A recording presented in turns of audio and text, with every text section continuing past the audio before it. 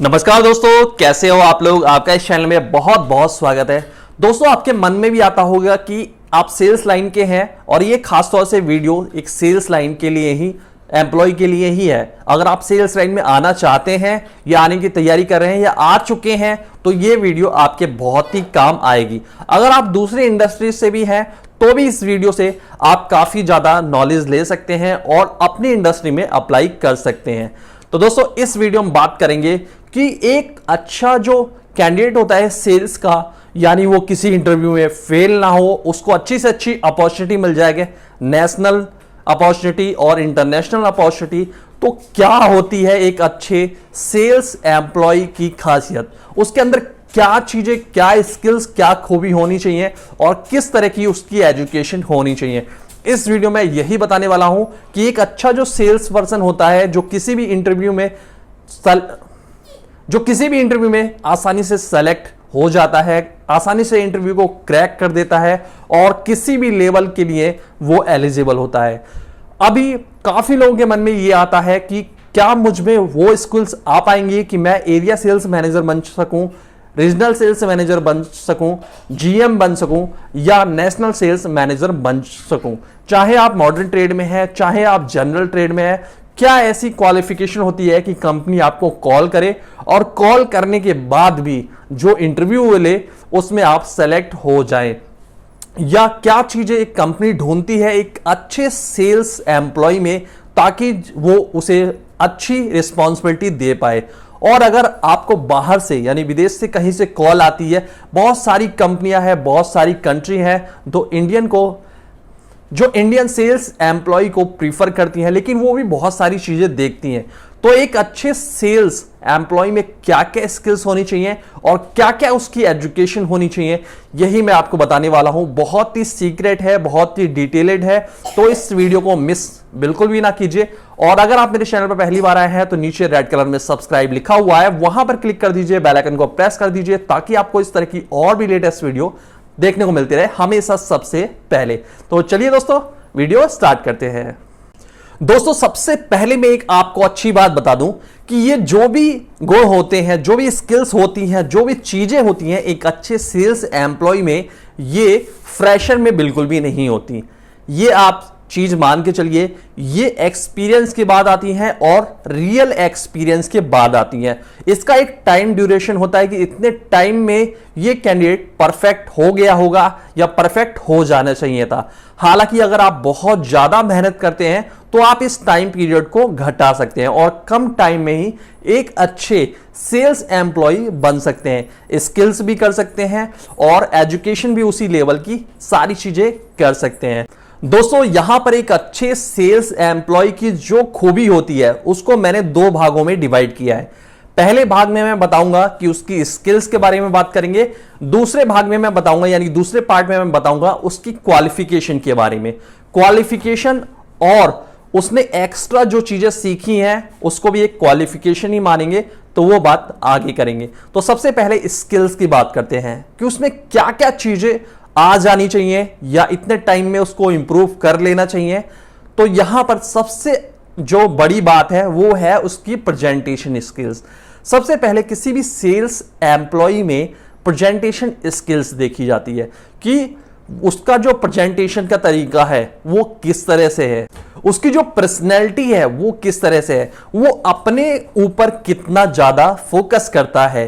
क्योंकि आदमी अगर अपने ऊपर ज्यादा फोकस करेगा तभी वो मार्केट में दूसरी चीजों के लिए ज्यादा फोकस कर पाएगा। तो यहां पर उसकी प्रेजेंटेशन स्किल्स अच्छी होनी चाहिए, बातचीत का जो तरीका है वो अच्छा होना चाहिए और किसी भी चीज को समझाने का जो तरीका है वो अच्छा होना चाहिए।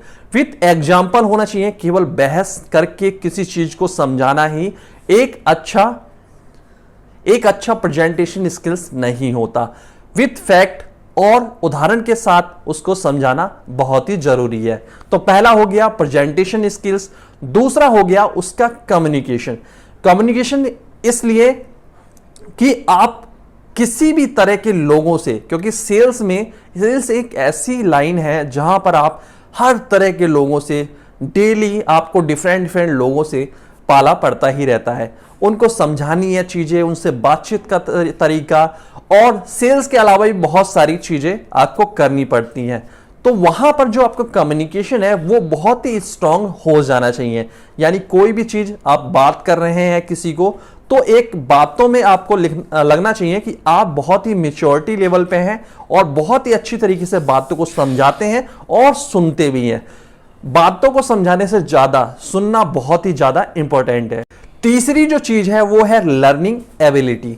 यानी बहुत सारे लोग ऐसे होते हैं जिन्होंने डिग्री, डिप्लोमा, मास्टर डिग्री आसानी से कर ली होती है, पहले कर चुके होते हैं, बाद में वो कुछ भी नहीं करते, काफी टाइम बीतता है लेकिन कुछ भी नहीं करते। लर्निंग एबिलिटी उस चीज को भी करना है, और जिस चीज में आप हैं, जिस इंडस्ट्री में आप हैं, वहां पर भी आपको जल्दी से जल्दी सीखना है, जल्दी से जल्दी अपने को और भी नॉलेजेबल बनाना है। चाहे वो प्रोडक्ट के बारे में हो, चाहे मार्जिन के बारे में हो, चाहे कंपनी के बारे में हो, चाहे मार्केट के बारे में हो, चाहे कस्टमर बिहेवियर के बारे में हो, चाहे रिटेलर्स के बारे में हो, आपके अंदर लर्निंग एबिलिटी होनी चाहिए। एक जो फिजिकल एजुकेशन होती है, डॉक्यूमेंट वाली एजुकेशन होती है, वो भी समय समय पर आपको ट्रेनिंग, डेवलपमेंट वाले छोटे छोटे कोर्स आपको करने चाहिए। इसके साथ साथ आप जिस इंडस्ट्री में है, जहां भी काम करते हैं, उसके आजू बाजू जितने भी चीजें हैं उसमें आपको समझना चाहिए, वो चीज आपको ऑब्जर्व करनी चाहिए, उसकी जो इंफॉर्मेशन है उसको आपको कैच जल्दी से करना चाहिए। ये होता है लर्निंग एबिलिटी। चौथी जो चीज है, एक सेल्स एम्प्लॉय को सेल्स प्लानिंग बहुत ही अच्छी आनी चाहिए। और सेल्स प्लानिंग बनाने से ही काम नहीं चलता। बहुत सारे लोग सेल्स प्लानिंग बना लेते हैं, लेकिन उस सेल्स प्लानिंग को कैसे इंप्लीमेंट करना है, कैसे उस डेटा को एनालाइज करना है, कैसे बार बार समय समय पर उस डेटा को सही तरीके से आंकना है कि वो जो मार्केट में इंप्लीमेंटेशन हो रहा है और जो डेटा है, क्या उन दोनों में समानताएं हैं या नहीं है, और जो भी चीजें हैं उसको समय समय पर सही किया जा सके। तो एक तरह से सेल्स प्लानिंग आपको आना चाहिए, चाहे टारगेट प्लानिंग आप कह लीजिए इसको, चाहे मार्केट प्लानिंग कह लीजिए, चाहे डिस्ट्रीब्यूशन प्लानिंग कह लीजिए, चाहे मैनेजमेंट प्लानिंग कह लीजिए, तो आपको एक सेल्स प्लानिंग आना चाहिए। अगर आप सेल्स में है तो सबसे ऊपर आता है सेल्स, यानी हमारी सेल्स कैसे इंप्रूव होगी, क्यों इंप्रूव नहीं हो रही, क्या दिक्कत है, प्रोडक्ट में दिक्कत है, नेटवर्क में दिक्कत है, डिस्ट्रीब्यूशन में दिक्कत है, किस में। तो सेल्स प्लानिंग आपको एक अच्छी आनी चाहिए। अगला जो गुण है, अगली जो स्किल्स है, कोई भी सेल्स एम्प्लॉय इंडिविजुअल रूप से इतना मैच्योर होना चाहिए, इतना उसको दिमाग होना चाहिए कि वो बिना किसी गाइडेंस के पॉजिटिव रूप से अच्छी तरह से मार्केट में काम कर पाए, अपनी टीम के साथ काम कर पाए, सही तरीके से डिसीजन ले पाए। अकेले भी वो बार बार अपने बॉस को फोन कर करके डिसीजन ना ले, उसे खुद से भी डिसीजन लेना आना चाहिए किसी भी बेकार सी परिस्थिति में। यानी वो इंडिपेंडेंट एक कैंडिडेट होना चाहिए जो खुद से ही चीजों को सॉल्व करे, खुद से ही जितनी कठिनाइयां आती हैं उसको सॉल्व करे और अपनी टीम को लेके आगे बढ़े। इंडिपेंडेंट वर्कर जरूर होना चाहिए। और सबसे जो अच्छी बात है, यहां पर एक स्किल्स और होनी चाहिए उसमें, मोटिवेशन फॉर सेल्स। अगर आप सेल्स लाइन में आ रहे हैं तो आपको शर्म छोड़ देनी चाहिए। आपको अपना जो प्रोडक्ट है वो किसी भी हाल में, किसी भी तरह से मार्केट में उसको सही तरीके से प्रेजेंट करके बेचना है। आप उसके नेगेटिव साइड को मत सोचिए, उसके पॉजिटिव साइड को सोचिए कि इससे क्या चीजें हो सकती हैं, किस तरह से आप इससे लोगों की सहायता कर सकते हैं। तो आपके अंदर एक पॉजिटिव अप्रोच होनी चाहिए सेल्स लाइन को और अपने प्रोडक्ट को लेके। यहां पर एक स्किल्स और आ गई जो कि एनर्जी लेवल है। यानी एक सेल्स एम्प्लॉय में इतना एनर्जी लेवल होना चाहिए कि वो किसी भी विपरीत परिस्थिति में डीमोटिवेट बिल्कुल भी ना हो। क्योंकि सेल्स ऐसी लाइन है, किसी दिन कम भी काम करना पड़ता है, किसी दिन वर्क फ्रॉम होम भी करना पड़ता है, और कई बार मार्केट में दुगने टाइम तक भी काम करना पड़ता है। साथ ही इसमें ट्रैवलिंग भी होती है, आपको प्रोजेक्ट प्रेजेंटेशन भी होती है, बहुत सारे लोगों से फोन पे बात भी होती है, और साथ ही साथ आप मार्केट भी कर रहे होते हैं। तो यहां पर आपका जो एनर्जी लेवल है वो काफी अच्छा होना चाहिए। एनर्जी लेवल को आप बढ़ा सकते हैं सुबह एक्सरसाइज करके, योगा करके, मेडिटेशन करके आप अपने एनर्जी लेवल को और भी इंक्रीज कर सकते हैं और सेल्स के प्रति और भी ज्यादा इंटरेस्ट रखेंगे तो आपका एनर्जी लेवल और भी ज्यादा अच्छा हो जाएगा। यही एनर्जी लेवल इंटरव्यू में भी चेक किया जाता है। इसके बाद आता है नेगोशिएशन। एक अच्छा जो गुड सेल्स एम्प्लॉय होता है उसमें नेगोशिएशन स्किल्स बहुत अच्छी होनी चाहिए। नेगोशिएशन का मतलब ये नहीं होता कि केवल आप झगड़ा करके अपनी बातों को ही सही प्रूव करें। नेगोशिएशन का मतलब ये होता है कि आपके अंदर भी बात करने का हुनर होना चाहिए, आपके अंदर भी किसी दूसरे अपने बॉस को समझाने का एक हुनर होना चाहिए, और अगर आपको लगता है कुछ चीज गलत है, इसमें कुछ इंप्रूवमेंट हो सकती है, तो आप इस चीज को नेगोशिएट कर सकते हैं और दोनों लोग म्यूचुअल अंडरस्टैंडिंग से एक ऐसे पॉइंट को डिसाइड कर सकते हैं जहां पर दोनों लोगों का हित अच्छी तरह से हो जाए, यानी दोनों में झगड़ा बिल्कुल भी ना हो। चाहे आप सैलरी को लेकर नेगोशिएट करना हो, चाहे आपको मैनेजमेंट को कोई ऐसी चीज बतानी हो जो उनको बिल्कुल भी अच्छी नहीं लग रही है, लेकिन आपको फैक्ट और जितना भी डेटा है मार्केट उसके साथ उनको नेगोशिएट करना है, यानी उनको समझाना भी है और अपनी बातों को मनवाना भी है, लेकिन पॉजिटिव वे में। आजकल जो वर्ल्ड है टेक्नोलॉजी का वर्ल्ड है, तो एक अच्छे सेल्स एम्प्लॉय को टेक्नोलॉजी से रिलेटेड जितनी भी चीजें हैं उसकी एक छोटी सी नॉलेज तो होनी ही चाहिए। अगर आपको डीप नॉलेज नहीं है तो आप छोटी सी नॉलेज रख सकते हैं, क्योंकि हर एक काम आजकल टेक्नोलॉजी से ही हो रहा है। चाहे आपको एक्सेल पे काम करना हो, चाहे पावर पॉइंट पे काम करना हो, चाहे कंप्यूटर पे काम करना हो, चाहे मोबाइल एप्स पे काम करना हो, सेल्स के एनालिसिस वाले एप्स हैं, बहुत सारी वेबसाइट है जहां से आप डेटा को एनालाइज कर सकते हैं। तो आपको थोड़ा सा टेक्निकल होना चाहिए, आपको मोबाइल फ्रेंडली भी होना चाहिए। अगर आप मोबाइल पे बहुत सारा काम करते हैं तो आपको उस मोबाइल की अच्छी नॉलेज भी होनी चाहिए और अपने लैपटॉप की भी कुछ अच्छी नॉलेज होनी चाहिए। मान लो बीच में बंद हो गया और आप बहुत ही इंपॉर्टेंट काम कर रहे हैं, तो क्या आप इंजीनियर का वेट करेंगे कि वो आएगा आपका लैपटॉप बनाएगा तो आप फिर काम करेंगे? आपको जितनी भी अच्छी नॉलेज अगर रखेंगे तो क्या पता आप खुद से भी उस चीज को ठीक कर लें। जैसे कि कंप्यूटर होता है, लैपटॉप होता है, उसमें विंडो खराब हो जाती है, विंडो क्रैश हो जाती है, डेटा गायब हो जाता है, तो उस डेटा को आपको ढूंढना आना चाहिए। मतलब टेक्निकल नॉलेज होनी चाहिए। टेक्निकल जिस चीजों का इस्तेमाल कर रहे हैं उसके बारे में टेक्निकल नॉलेज आपको लेनी चाहिए, सीखनी चाहिए।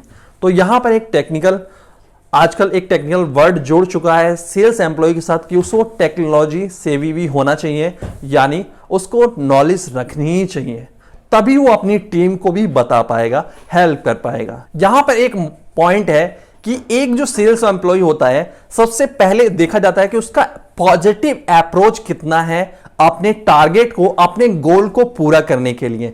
तो यहां पर एक टारगेट ओरिएंटेड सेल्स एम्प्लॉय जो होता है वो भी उसकी एक स्किल्स ही मानी जाती है और इंटरव्यू में ये पूरी तरह से चेक किया जाता है कि वो नेगेटिव तो नहीं है अपने टारगेट को लेकर, टारगेट किस तरह से पूरा करता है, क्या क्या रणनीति होती है, क्या क्या वो अप्रोच लगाता है। जैसे कि इस समय कोरोना का टाइम चल रहा है और बहुत सारा काम वर्क फ्रॉम होम हो रहा है, तो किस तरह से अपने डिस्ट्रीब्यूटर को हैंडल करता है, किस तरह से उनसे ऑर्डर लगवाता है। बहुत सारा माल डिलीवरी में बहुत लेट हो रहा है आजकल, बहुत सारा माल फंस जाता है, तो उसको किस तरह से वो सॉल्व करता है। तो एक टारगेट ओरिएंटेड सेल्स एम्प्लॉय होना चाहिए जिसको अपने टारगेट को किसी भी तरह से पूरा करना चाहिए। मैं ये नहीं कह रहा किसी भी तरह से, मतलब होता है उसको सारी अप्रोच, सारी चीजें, सारा दिमाग यूज करना चाहिए। सबसे लास्ट वाली जो स्किल्स है वो है क्रिएटिविटी, यानी एक सेल्स एम्प्लॉय क्रिएटिव होना चाहिए, उसके दिमाग में कुछ अच्छा आइडिया हमेशा आना चाहिए अपने वर्क को लेके, अपने लाइफ को लेके। यानी ये केवल काम केवल वर्क में ही नहीं आता, अपनी लाइफ स्टाइल में भी क्रिएटिव होना चाहिए। उसको नई नई चीजें ट्राई करना चाहिए, नई नई चीजें एक्सपेरिमेंट करना चाहिए, बहुत ज्यादा एक आइडिया जनरेटिंग होना चाहिए। मान लो 5 लोग मैनेजमेंट में बैठे हैं और सभी लोग अगर सेल्स बढ़ाने का टिप्स पूछ रहा है डायरेक्टर, तो सभी लोग एक ही तरह की चीजें बताने लगते हैं जो कि उन्होंने पहले सीखी हैं। यानी पहले से वो करते आए हैं, ये जो मार्केट में चल रही है ऑलरेडी। लेकिन एक क्रिएटिव जो पर्सन होता है वो डिफरेंट टाइप से कुछ नई चीजें बताता है जो मैनेजमेंट को भा जाती है, जो किसी ने नहीं किया। तो थोड़ा सा उसको क्रिएटिव माइंड होना चाहिए, डिफरेंट तरीके से सोचना चाहिए कि सेल्स को कैसे बढ़ाएं, टीम को कैसे पॉजिटिव रखें और डिस्ट्रीब्यूटर को कैसे हैंडल करें, डिस्ट्रीब्यूशन नेटवर्क को कैसे बढ़ाएं, किस तरह से आप इन सब चीजों का फायदा ले सकते हैं। जैसे कि अभी क्या है, इस समय टेक्नोलॉजी का वर्ल्ड है, किसी को भी नहीं पता कि क्या क्या नई चीजें, नए ऑप्शन आ सकते हैं टेक्नोलॉजी से बेचने के। अभी वर्क फ्रॉम होम चल रहा है, लेकिन बहुत सारी चीजें ऑनलाइन बेची जा रही हैं। तो ऑनलाइन नेटवर्क में कैसे घुसना है, क्या क्या चीजें हो सकती हैं जो आप अपने लेवल पे कर सकते हैं। कंपनी तो जो करेगी, आप अपने लेवल पे कितना कर सकते हैं। तो यही एक तरीके से सोचने का जो तरीका है, उसी को क्रिएटिव माइंड कहते हैं। तो यहां पर एक सेल्स एम्प्लॉय थोड़ा सा क्रिएटिव भी होना चाहिए। दोस्तों, अब हम जो पार्ट देखेंगे, वो दूसरा जो पार्ट है वो है एजुकेशन यानी क्वालिफिकेशन का। तो उसमें क्या क्या चीजें एक होनी चाहिए, क्योंकि अगर आपके पास ये सारी स्किल्स हैं और आपके पास क्वालिफिकेशन नहीं है तो भी आप एक गुड सेल्स एम्प्लॉय बिल्कुल भी नहीं माने जाएंगे। और आप इंडिया लेवल पर भी जो इंटरव्यू में जाएंगे अच्छे लेवल के, तो वहां पर भी रिजेक्ट हो जाएंगे, और इंडिया से बाहर के भी जो इंटरव्यू होंगे वहां पर भी रिजेक्ट हो जाएंगे। तो बात करते हैं क्वालिफिकेशन की। दोस्तों, क्वालिफिकेशन में एक अच्छे सेल्स एम्प्लॉय को अगर उसे अच्छी पोजीशन पे पहुंचना है, एएसएम बनना है, सेल्स ऑफिसर बनना है, आरएसएम बनना है, नेशनल सेल्स हेड बनना है, विदेश में जाके सेल्स का काम करना है, तो उसके पास एक बैचलर डिग्री या मास्टर डिग्री होनी चाहिए। यहां पर मैं एमबीए की बात नहीं कर रहा हूं, एमबीए की बात आगे करेंगे। यहां पर मैं सिंपल ग्रेजुएशन की बात कर रहा हूं। सिंपल बैचलर डिग्री या मास्टर डिग्री होनी चाहिए विथ स्पेशलाइजेशन इन कॉमर्स, यानी कि उसको थोड़ा सा जो जॉब रिलेटेड है, जो मैनेजमेंट रिलेटेड है, उस तरह का उसका स्पेशलाइजेशन होना चाहिए। तो यहां पर ध्यान रखें कि जो बैचलर डिग्री है, जो मास्टर डिग्री है, अगर आपकी इकोनॉमिक्स में है, अगर आपकी कॉमर्स में है, अगर आपका मैथमेटिक्स रिलेटेड है, तो आप मैनेजमेंट इंडस्ट्री में, सेल्स इंडस्ट्री में एक तरह से आपको अच्छी तरह से एक्सेप्ट किया जाता है। अगर आपके पास बैचलर डिग्री हिस्ट्री में है तो कितना फर्क नहीं पड़ता, लेकिन अगर आपके पास बैचलर डिग्री इकोनॉमिक्स में है तो बहुत ज्यादा फर्क पड़ता है। इसके अलावा अगर आपने किसी बड़े इंस्टीट्यूट से बैचलर डिग्री यानी बीए किया है इकोनॉमिक्स में, तो भी आपका एक मैनेजमेंट के बराबर का कोर्स ये माना जाता है, अगर बहुत अच्छे इंस्टीट्यूट में किया है। जैसे कि दिल्ली यूनिवर्सिटी श्री राम कॉलेज से अगर आपने बीए किया है इकोनॉमिक्स में, तो ये एक मैनेजमेंट बराबर का कोर्स माना जाएगा। तो आपके पास क्वालिफिकेशन होनी चाहिए, और रिलेटेड क्वालिफिकेशन है तो बहुत ही ज्यादा अच्छा है। अब बहुत सारे लोग इतने इंटेलिजेंट होते हैं, माइंड से भी ऑब्जर्वेशन से भी, एनालिटिक्स से भी, बहुत जल्दी वो चीजों को सीख जाते हैं। लेकिन एक अच्छा सेल्स एम्प्लॉय, उसके लिए एक टाइम लिमिट है। ये होती है कम से कम 4 से 5 साल का एक्सपीरियंस तो उसे होना चाहिए। अगर वो एक बड़े इंस्टीट्यूट से भी पढ़ के आया है, उसके बाद बहुत अच्छी डिग्री है, बहुत अच्छी पर्सनैलिटी है, जिम भी जाता है, बहुत अच्छी पर्सनैलिटी है, इंग्लिश भी अच्छा बोलता है, प्रेजेंटेशन स्किल्स भी अच्छी है, नेगोशिएशन भी अच्छी है, मानता हूं कि सारी स्किल्स हैं, लेकिन फिर भी एक नए कैंडिडेट को एक बड़ी पोजीशन पे आसानी से नहीं लिया जा सकता, या उसे विदेश से इतनी जल्दी बड़ी पोजीशन पे कॉल नहीं आती।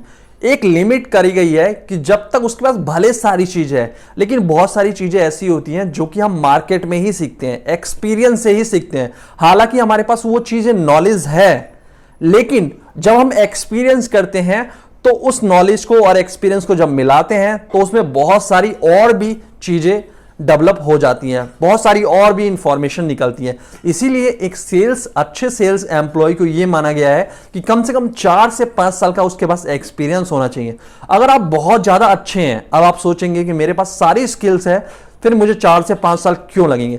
अगर आपके पास सारी चीजें हैं तो आप हो सकता है कि 3 साल में भी आप अच्छे पोजीशन का इंटरव्यू क्रैक कर लें, अच्छी पोजीशन का भी। तो ज्यादा से ज्यादा 1-2 साल कम हो सकता है, लेकिन उसका जो वर्क एक्सपीरियंस है वो तो होना ही चाहिए। कम से कम 3 से 5 साल का वर्क एक्सपीरियंस होना चाहिए।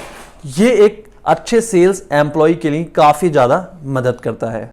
अब इसके पीछे रीजन क्या है? इसके पीछे रीजन यही है कि अगर उसने 3 से 5 साल का जो एक्सपीरियंस किया होगा उसमें उसे टीम हैंडलिंग का भी एक्सपीरियंस आ गया होगा, मैनेजरियल लेवल का भी एक्सपीरियंस आ गया होगा, क्योंकि उसने उस तरह की चीजें करी होंगी। तो एक जो रियल एक्सपीरियंस है वो आ जाता है, यानी जो मैनेजरियल एक्सपीरियंस है, जो टीम हैंडलिंग का एक्सपीरियंस है, वो तो आना ही चाहिए। अगर आपने 3 साल में ही मैनेजरियल एक्सपीरियंस और टीम हैंडलिंग का एक्सपीरियंस कर रखा है तो ये बहुत अच्छी चीज हो सकती है। इसके बाद एक कैंडिडेट अगर वो बहुत अच्छा क्वालिफिकेशन है, बहुत चीजें उसने पढ़ रखी हैं, बहुत अच्छा है, तो उसको दिमाग से भी अच्छा होना चाहिए, यानी उसके स्ट्रेटेजी लेवल, लीडरशिप क्वालिटी उसमें होनी चाहिए, जो कि इंटरव्यू में ये सारी चीजें चेक की जाती हैं। तो ये लीडरशिप क्वालिटी और स्ट्रेटेजी क्वालिटी उसके अंदर होनी चाहिए। तो ये सारा जो स्किल सेट बना के एक अच्छा सेल्स एम्प्लॉय होता है। बहुत सारे लोग नए नए आते हैं मार्केट में, उनको बहुत अच्छी नॉलेज होती है, बहुत सारी चीजें, हर चीज में परफेक्ट होते हैं, उनकी क्वालिफिकेशन भी अच्छी होती है, नंबर भी अच्छे होते हैं, उन्होंने बहुत सारे प्राइज भी जीते होते हैं, लेकिन क्या होता है कि उन्होंने एक्सपीरियंस नहीं किया। अब इसीलिए एक अच्छे सेल्स एम्प्लॉय को यह माना जाता है कि उसके पास सारी चीजें हैं, ठीक है, लेकिन उसे कम से कम 3 से 5 साल का एक्सपीरियंस भी होना चाहिए, जिसमें टीम हैंडलिंग का भी एक्सपीरियंस होना चाहिए। तो अगर आप बहुत ज्यादा बुद्धिमान हैं तो आप 3 साल में भी एएसएम का पोस्ट पा सकते हैं, आरएसएम का पा सकते हैं, नेशनल सेल्स मैनेजर का पा सकते हैं। इसीलिए काम करना, एक्सपीरियंस लेना बहुत जरूरी है, क्योंकि जो नॉलेज आपके पास है, अगर आप एक्सपीरियंस लेंगे तो वो दोनों ही मिला के एक अच्छी इंफॉर्मेशन, एक अच्छा एक्सपीरियंस आपका बन जाएगा। तो एक अच्छे सेल्स एम्प्लॉय में ये सारी चीजें देखी जाती है। जब भी कहीं बाहर से कॉल आती है, जब भी कोई इंडिया लेवल से कॉल आती है, किसी एमएनसी से कॉल आती है और अच्छी पोजीशन के लिए कॉल आती है, तो ये सारी चीजें देखी जाती हैं। इस वीडियो में दोस्तों बस इतना ही। वीडियो अच्छी लगी है तो लाइक करिए, शेयर करिए अपने दोस्तों के साथ, और चैनल को सब्सक्राइब नहीं किया है तो सब्सक्राइब जरूर करें, इससे मेरा भी मोटिवेशन बढ़ता है, और कमेंट जो करते हैं मैं उसका रिप्लाई जरूर करता हूं। थैंक यू दोस्तों, मिलते हैं अगली बार एक और लेटेस्ट वीडियो के साथ।